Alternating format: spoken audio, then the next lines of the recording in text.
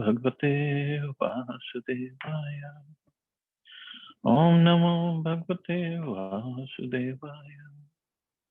Narayana Namaskritya Naram Jaiva Narottamam Devim Saraswatim Vyasam Tato Jayamudiriye.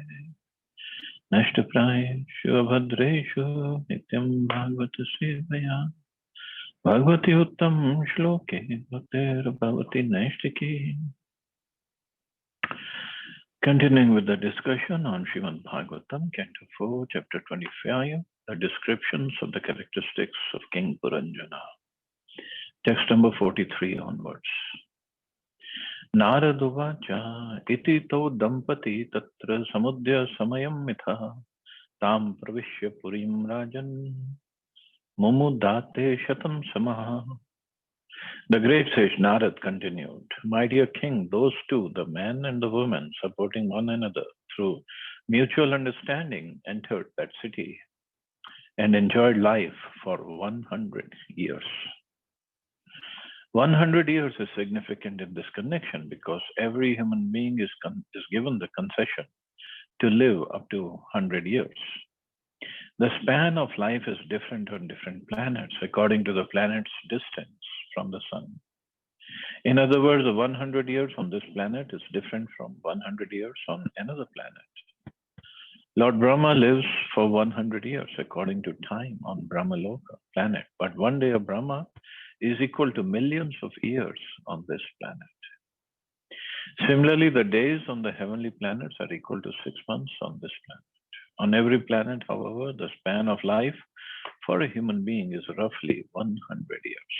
According to the lifespans on different planets, the standards of living also differ. But at the same time, since King Prachin Barishat, he was in Satyuga. So this 100 years, actually what Narad Muni's meaning is 100,000 years, because that time the span was 100,000 years. Because if you remember, the Prachetas, they're going to do tapasya for 10,000 years.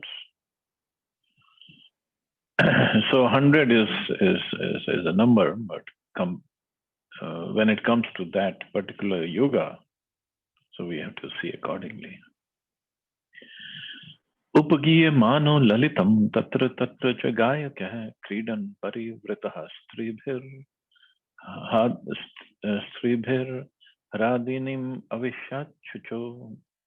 Many professional singers used to sing about the glories of King Puranjan and his glorious activities.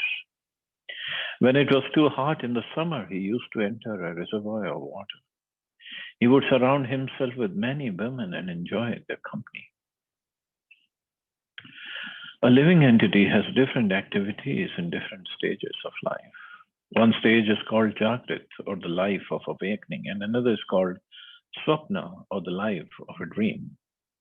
Another stage is called Sushupti, or life in an unconscious state, and still another stage occurs after death. In the previous verse, the life of awakening was described. That is, the men and women were married and enjoyed life for 100 years. In this verse, the life in the dream state is described, for the activities Puranjan accomplished during the day were also reflected at night in the dream state.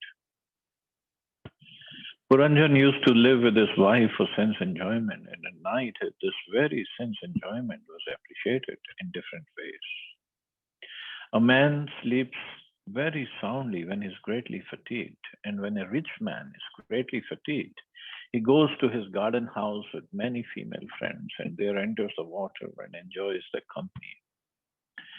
Such is the tendency of the living entity within this material world. A living entity is never satisfied with a woman unless he is trained in the system of brahmacharya. Generally, a man's tendency is to enjoy many women, and even at the very end of life, the sex impulse is so strong that even though one is very old, he still wants to enjoy the company of young girls. Thus, because of the strong sex impulse, the living entity becomes more and more involved in this material world. So this is what the shloka says. So when it was too hot in summer, he used to enter a reservoir of water, and he would surround himself with many women and enjoy their company. That's what Prabhupada says. The sex impulse is so strong, even in old age, he wants to enjoy the company of young girls. This is the life in a dream state. Means he's not awakened to self-realization. And this is what is being promoted, being advertised all over the world, different media, print media, electronic media, everywhere. This is what is advertised. That it's like, if you're not doing this, then you're not enjoying, you're missing. You're missing a great part of enjoyment of your life. Just like when they advertise liquor or cigarettes or other things, they make you feel if you're not doing this, then your life is useless. So beg, borrow, or steal, get the money and do these things or enjoy these things. But and people, because they don't have spiritual background, spiritual knowledge, spiritual guidance, that they get entangled with all this. And in fact,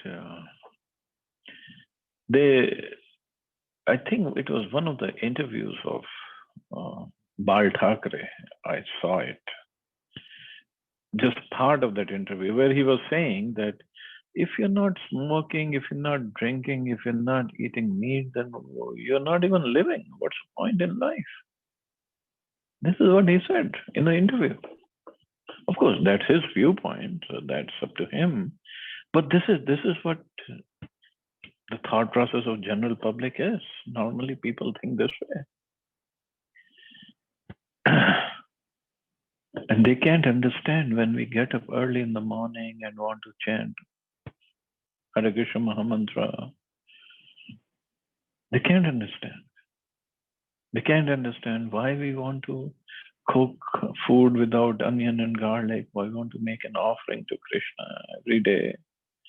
And sometimes some houses 3 times a day, depending upon the house or the family, or this or that, do for Krishna, this for Krishna. They cannot understand this. So this is what even in Bhagavad Gita, Krishna says, the self-realized soul, sage, what is night time for him means the time when he's not active or his senses are not active. That's a daytime for the karmis. So that's a time for them to enjoy. That is what, or that is a subject matter for them to enjoy. And what is daytime for a self-realized soul? That's nighttime for the karmis, because self-realized soul will be very much interested in spiritual activities, but the karmis, they're not at all interested.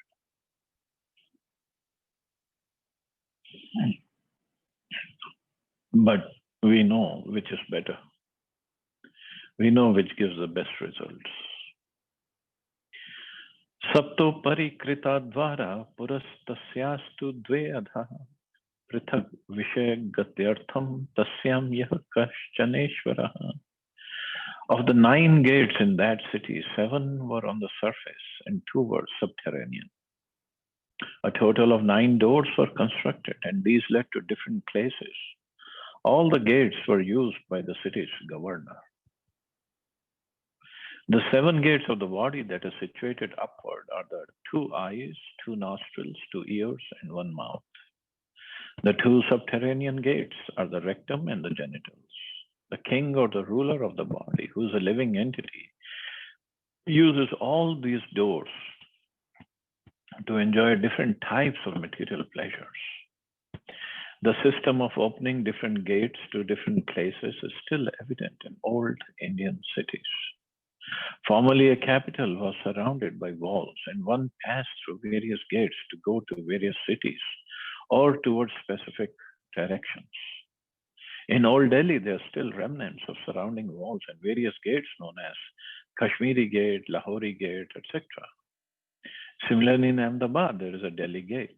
The point of this simile is that the living entity wants to enjoy different types of material opulences, and to this end, nature has given them various holes in the bodies that he can utilize for sense enjoyment.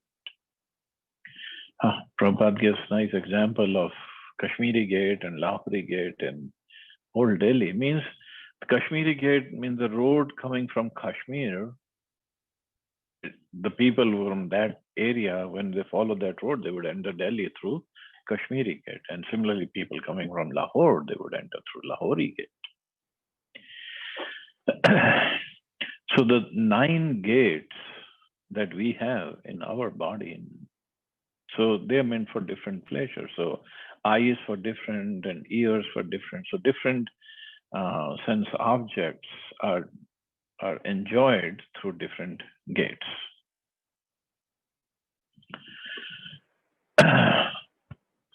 And this is what the shloka says. All the gates were used by the city's governor. So city's governor, King Puranjan, used all the gates to enjoy different sense objects. Panchadwarastu Paurastya Dakshine Ka Tathottara Paschime Dve Amushamte Namani Nrip Varane. My dear king, of the 9 doors, 5 led towards the eastern side, 1 led towards the northern side, 1 led towards the southern side, and 2 led towards the western side. I shall try to give the names of these different doors. So Narad Muni is speaking in a very allegorical way to King Prachin Parishad. This is a way, instead of speaking directly, getting the person, getting the audience interested in the subject matter and keeping the suspense, still keeping the suspense and thinking, may or hope he's understanding, but letting, opening up everything later. Of the 7 doors on the surface, namely the 2 eyes, 2 ears, 2 nostrils, and 1 mouth, 5 look forward. And these are described as doors facing the eastern side. Since looking forward means seeing the sun, these are described as the eastern gates, for the sun rises in the east. So the eastern gate would be 2 eyes, 2 nostrils, and 1 mouth. The gate on the northern side and the gate on the southern side represent the 2 ears. So they're on the 2 other sides. The 2 gates facing the western side represent the rectum and the genitals. All the doors and gates are described below.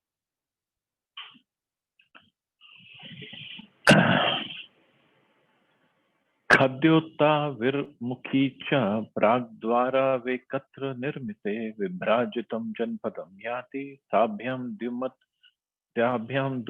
sakaha. The 2 gates named Khadyota and Avirmukhi were situated facing the eastern side, but they were constructed in one place. Through those 2 gates, the king used to go to the city of Vibhrajita, accompanied by a friend whose name was Dyuman. The 2 names, Khadyota and Avirmukhi, mean glowworm and torchlight. These indicates that of the 2 eyes, the left eye is less powerful in its ability to see. Although both eyes are constructed in one place, one is stronger than the other in the power to see. The king of the living entity uses these 2 gates to see things properly. But he cannot see unless accompanied by a friend whose name is Dyuman. This friend is the sun. Although the 2 eyes are situated in one place, they have no power to see without the sunlight. Vibhrajitam janapadam. If one wants to see something very clearly, vibhrajitam, he must see it with 2 eyes. And the assistance of his friend, the sunlight. Within this body, everyone is a king because he uses his different gates according to his own will. Although he is very much proud of his power to see or hear, he is nonetheless dependent on the assistance of nature.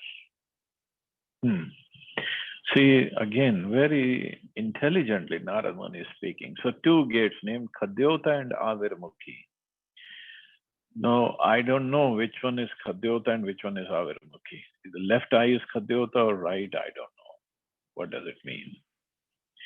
But here Prabhupada is explaining the two eyes, they are not equally powerful.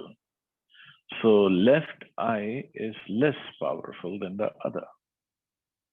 But they both need Dyuman or sun god's mercy to see, because without the sunlight, we cannot see anything.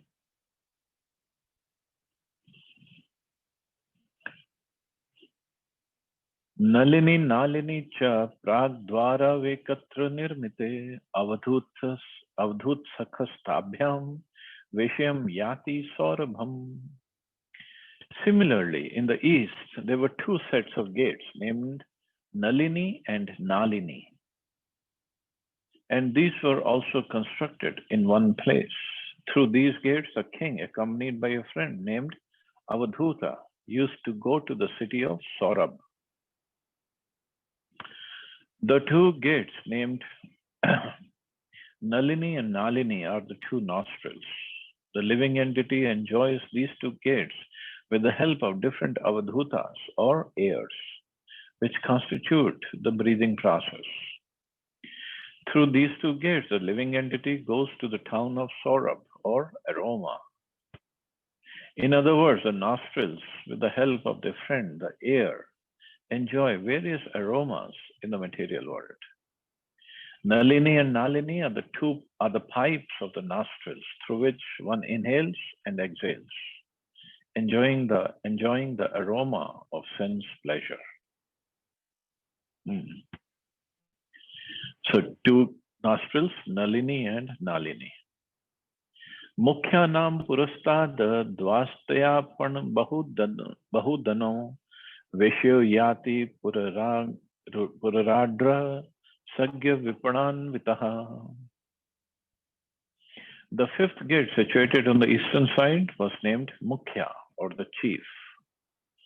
Through this gate, accompanied by his friends named Rasagya and Vipana, he used to visit two places named Bahudan and Apan.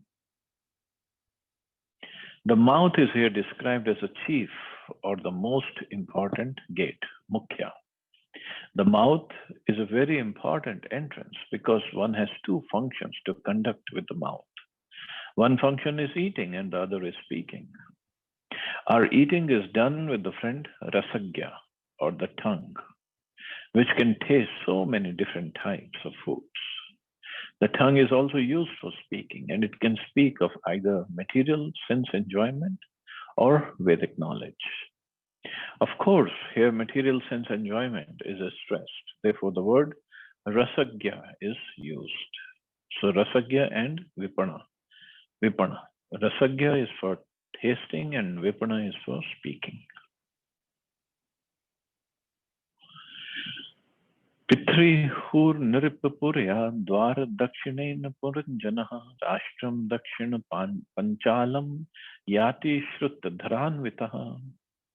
The southern gate of the city was known as Pitrihu, and through that gate King Puranjan used to visit the city named Dakshina Panchal, accompanied by his friend Shrutadhar.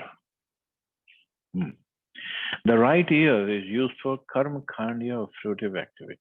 As long as one is attached to the enjoyment of material resources, he hears from the right ear and uses the five senses to elevate himself to the higher planetary systems, named like Pitriloka. Consequently, the right ear is here described as the Pitrihu gate. Devahuranam puryadva uttarena puranjanaha rashtram uttar panchalam yati shrutadhanvitaha. On the northern side, there was a gate named Devahu. Through that gate, King Puranjan used to go with his friend Shrutadhar to the place known as Uttara Panchal. The two ears are situated on the northern side and the southern side. The ear on the southern side is very strong and is always anxious to hear about sense enjoyment. The ear on the northern side, however, is used for taking initiation from the spiritual master.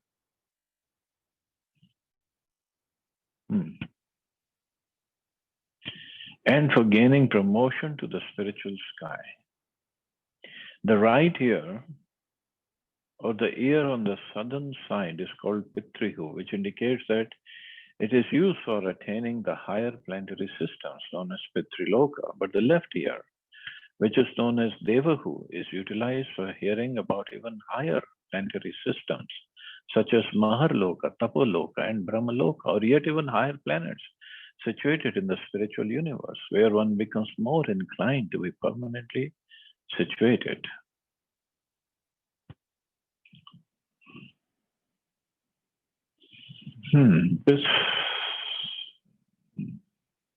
Okay.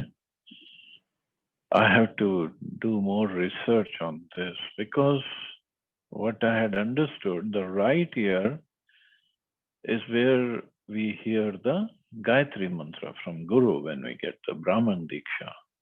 But here Prabhupada is saying the left ear is for that. So I have to do more research on this, let you know. Those who worship the demigods will take birth among the demigods, but those who worship ghost spirits and will take birth among such beings. Those who worship ancestors go to the ancestors, and those who worship me will live with me. One who is interested in being happy on this planet as well as after death generally wants to be elevated to the Pitri Lokas. Such a person can use the right ear for hearing Vedic instructions.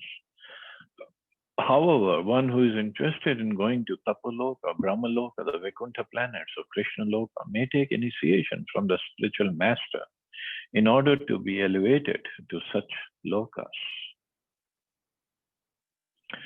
So I have to find out more about this.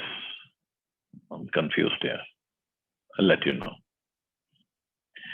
Asurinam paschada dvastya yati puranjanah gramakam nama vishayam durmadena samanvitaha.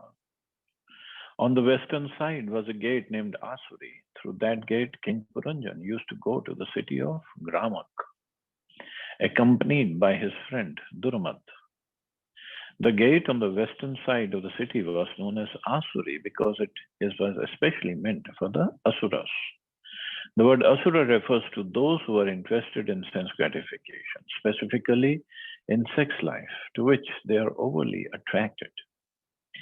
Thus, Puranjan, the living entity, enjoys himself to his greatest satisfaction by means of his genitals. Consequently, he used to go to the place known as Gramak. Material sense gratification is also called Gramya, and the place where sex life is indulged to a great extent is called Gramak. When going to Gramak, Puranjan used to be accompanied by his friend Durmad. So the word Vishaya refers to the four bodily necessities of life: eating, sleeping, mating, and defending. The word Durmaden may be analyzed in this way. Dur means dushta or sinful, and mad means madness. Every living entity who is in contact with material nature is called mad or mad.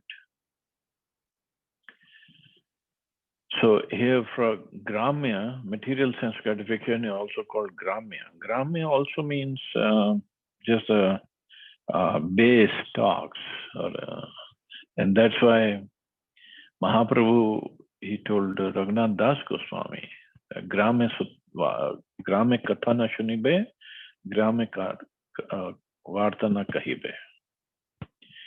It means don't listen to any material talks. And here Prabhupada says Gramya is for material sense gratification. That's also used for that. So for a devotee, it has to be very careful. Grame kathana shunibe, grame vartana kahibe. So don't listen to grame katha and don't speak grame katha. The words Asuri Nam Paschad Dvaha are significant in that verse. in another sense. The sunrise is first visible from the eastern side, the Bay of Bengal, and gradually it progresses towards the west.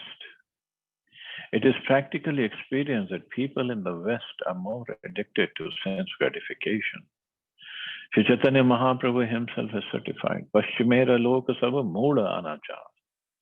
The more one goes to the western side, the more he will find people disinterested in spiritual life. He'll find them behaving against the Vedic standards. Because of this, people living in the West are more addicted to sense gratification.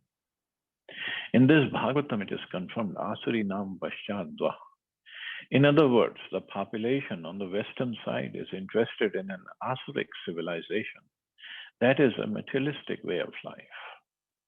Lord Chaitanya consequently wanted this Krishna consciousness movement to be preached on the western side of the world so that people addicted to sense gratification may be benefited by his teachings. So yes, in a way, Western countries, they are more inclined towards sense gratification. But India is also following the same lead. India is not behind. And if we go towards eastern side of India, like maybe these Oriental countries and Japan, they are also very much interested in sense gratification only. So by this, it can also mean the consciousness of enjoying the senses. That is all Western civilization. Eastern civilization, or when it is enlightened civilization, is those who are spiritually inclined.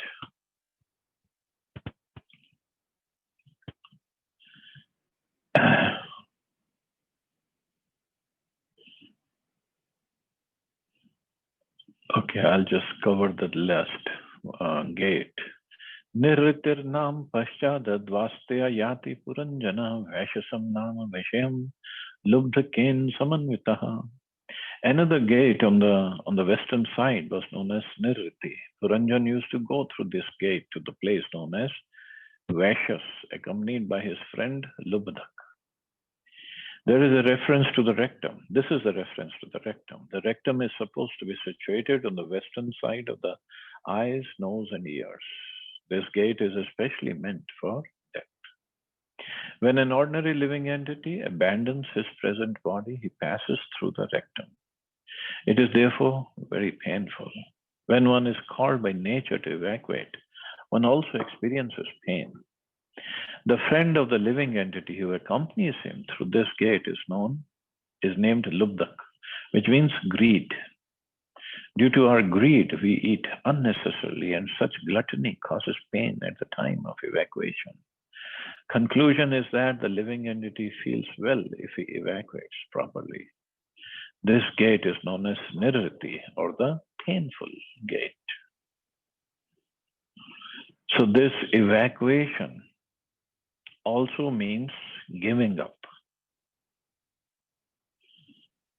So more one is being possessive, more he accumulates, more pain he's going to feel. So more giving up. Just like when we clean up our bowels in the morning, answer the nature's call properly, we feel so relieved. Similarly, the possessions that we have, the attachments when we give up, we feel more relieved. So this giving up, the detachment, is very, very important to feel relief. So anyway, very nicely, Narad Muni has described the 9 gates, and we'll study more tomorrow. Thank you all very much. Any questions or comments?